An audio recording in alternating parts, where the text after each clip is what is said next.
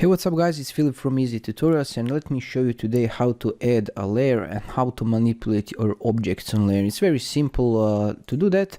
First of all, we need to see our layers. Over here on the right side you can see view layers, or click Shift Control plus L, okay? And we see layers. To add a layer, click over here, create a new layer.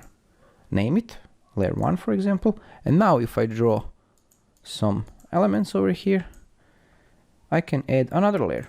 Let's say layer 2 add, and now I will add some other elements.